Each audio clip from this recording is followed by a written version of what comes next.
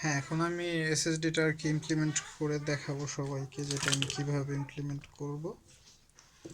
তো আমার ট্রান্সেন্টের 120 GB M.2 2242 SSD.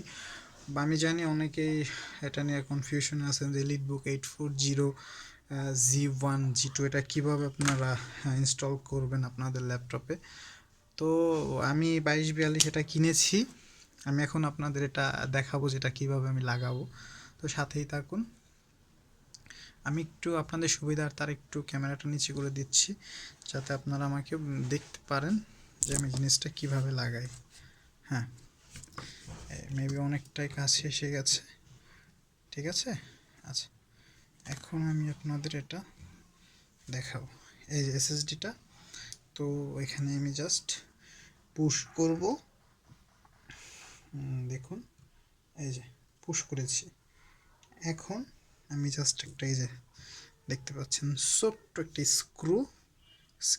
Screw driver, দেন আমি এখানে ইমপ্লিমেন্ট করে দিলাম। এখন এটা আমি জাস্ট করে দিলেই হয়ে যাবে। আমি এটা উইন্ডোজ সেটআপ দিলেই মেবি হয়ে যাবে। তো দেখছি খুব সুন্দরভাবে এটা ইমপ্লিমেন্ট হয়ে গেছে, কোনো ঝামেলা ছাড়াই।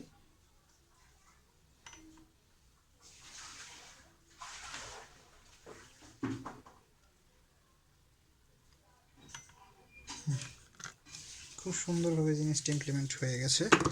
এখন দ্যাটস ওকে। এখন আমি এটারে দেখাবো আপনাদের যে এটা ওপেন করার পরে উইন্ডোজটা দিতে হবে আমার। এখন উইন্ডোজটা তো আমার কাছে কোনটা আছে দেখতে হবে, তারপরে আমি আপনাকে নেক্সট ভিডিওতে একদম ক্লিয়ার করে দেখাই দেবো ইনশাআল্লাহ।